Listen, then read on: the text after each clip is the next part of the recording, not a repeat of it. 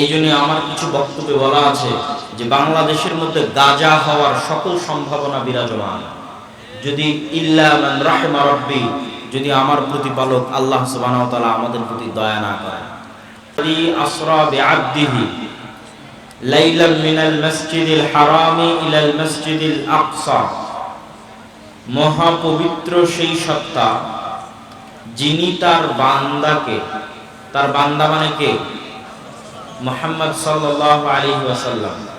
মুহাম্মদ সাল্লাল্লাহু আলাইহি ওয়াসাল্লামের জন্য সর্বোচ্চ সম্মান এটা যে তিনি আল্লাহ সুবহানাহু তাআলার বান্দেগিতে, আল্লাহ সুবহানাহু তাআলার দাসত্বে সর্বোচ্চ স্থানে পৌঁছে গেছিলেন। আমরাও আল্লাহ সুবহানাহু তাআলার বান্দা, ইবাদুল্লাহ, সবাই আল্লাহর বান্দা, কিন্তু আমরা নাম কাওয়াস্তে আল্লাহর বান্দা, কাজে কর্মে দেখা যাচ্ছে শয়তানের বান্দা। তাহলে রাসূল সাল্লাল্লাহু আলাইহি ওয়াসাল্লামের সর্বশ্রেষ্ঠ সম্মান এটি যে তিনি আল্লাহ সুবহানাহু তাআলার বান্দেগী এবং দাসত্বের সর্বশীর্ষ চূড়ায় পৌঁছে গেছেন। এই জন্য আল্লাহ তাকে নিজের বান্দা হিসেবে সম্বোধন করছেন। তো আল্লাহ সুবহানাহু তাআলা তার বান্দাকে রাতের বেলা সফর করিয়েছেন। রাতের বেলা সফরকে আরবিতে বলা হয় ইসরা, আসরা, রাতে সফর করিয়েছেন।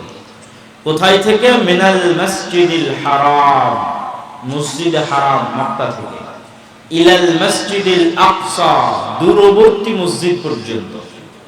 আকসা শব্দের অর্থ হচ্ছে দূরবর্তী। যেহেতু মক্কা থেকে মসজিদে আকসা দূরে, এই জন্য মক্কার মানুষ মসজিদে আকসাকে মসজিদ আকসা বলে, যে দূরের মসজিদ হিসেবে সম্বোধন করত।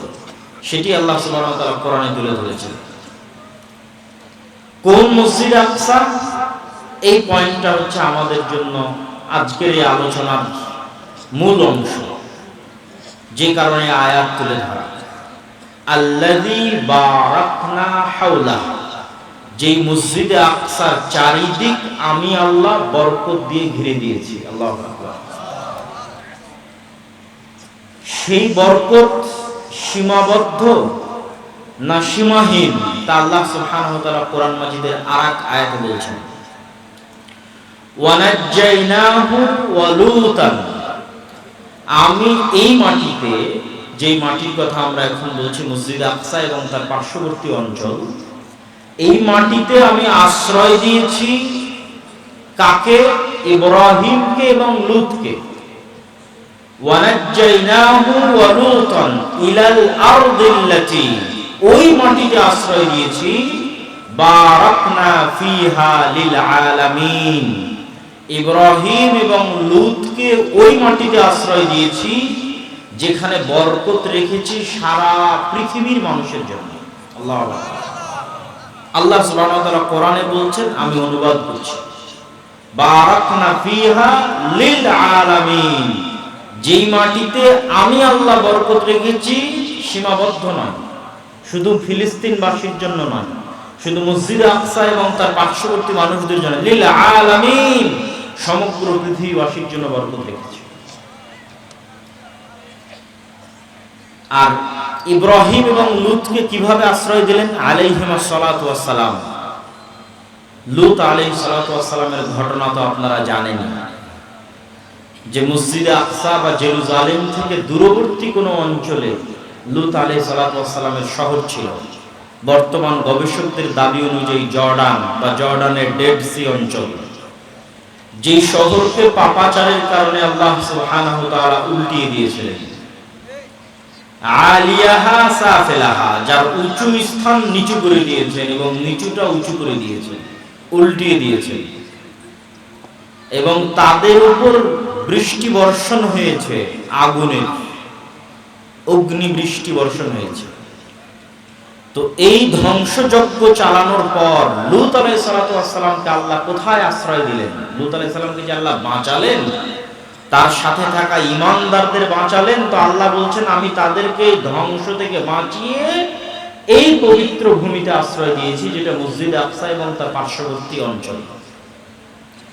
আর একজন কাকে আশ্রয় দিয়েছি? ওয়ানাজ্জাইনাহু, আয়ের মার্জে হচ্ছে ইব্রাহিম, ইব্রাহিম আলাইহিস সালাতু ওয়াস সালামকে আশ্রয় দিয়েছি। কিভাবে? ইব্রাহিম আলাইহিস সালাতু ওয়াস সালামের পিতৃস্থল হচ্ছে বর্তমান ইরাকের রাজধানী বাগদাদ থেকে অনতিদূরে, যে বাগদাদকে আল্লাহ সুবহানাহু ওয়া তাআলা কোরআন মাজিদে বলেছেন বাবেল, ওয়া মা উনজিলা মিনাল মালাকাইনি, আল্লাহ দুইজন ফেরেশতা অবতীর্ণ করেছিলেন হারুত এবং মারুত নামে বিবাবেল, বাবেল নগরীতে অবতীর্ণ করেছিলেন। সেই বাবেলকেই আজকে বলা হয় বাগদাদ। এই বাগদাদ বা বাবেল নগরীর নিকটবর্তী কোন অঞ্চল হচ্ছে ইব্রাহিম আলাইহিস সালাতু ওয়াস সালামের পিতৃপুরুষের আবাসস্থল। যখন ইব্রাহিম আলাইহিস সালাতু ওয়াস সালামের পিতা তাকে তার বাড়ি থেকে বের করে দিলেন, তথা বাগদাদ থেকে বের করে দিলেন, তথা ইরাক থেকে বের করে দিলেন, তখন আল্লাহ কোরআনে বলছেন আমি ইব্রাহিমকে আশ্রয় দিয়েছি এই পবিত্র মাটিতে, আল্লাহু আকবার, তথা মসজিদ আকসা এবং তার পার্শ্ববর্তী অঞ্চল, যেটাকে রাসূল সাল্লাল্লাহু আলাইহি ওয়াসাল্লাম হাদিসে বলেছেন শাম, সিরিয়া। আজকের শাম রাসূল সাল্লাল্লাহু আলাইহি ওয়াসাল্লামের শাম নয়। রাসূলুল্লাহ সাল্লাল্লাহু আলাইহি ওয়াসাল্লাম যতবার শাম বলবেন ততবার আজকের সিরিয়া, তার সাথে আজকের ফিলিস্তিন, আজকের লেবানন, আজকের জর্ডান, আজকের ইসরায়েল, এই 4-5টা সকল রাষ্ট্রগুলো রাসূল সাল্লাল্লাহু আলাইহি ওয়াসাল্লামের শামের অন্তর্ভুক্ত। একই এরিয়া, একই অঞ্চল, একই কালচার।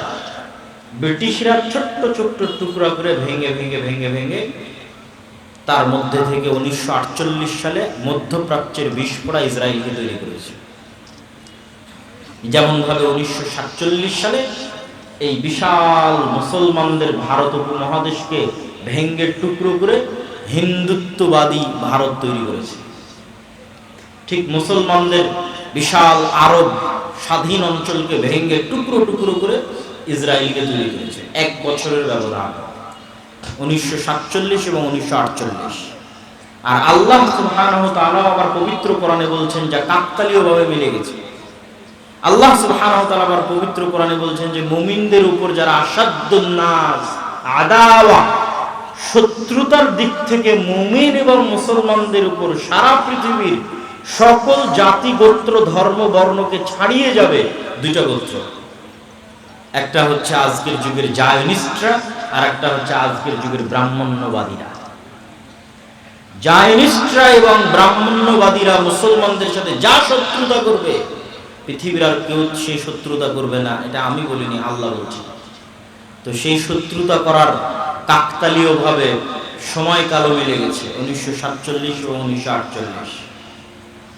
এই জন্য আমার কিছু বক্তব্যে বলা আছে যে বাংলাদেশের মধ্যে গাজা হওয়ার সকল সম্ভাবনা বিরাজমান, যদি ইল্লা মান রাহিমা রাব্বি, যদি আমার প্রতিপালক আল্লাহ সুবহানাহু ওয়া তাআলা আমাদের প্রতি দয়া না করেন।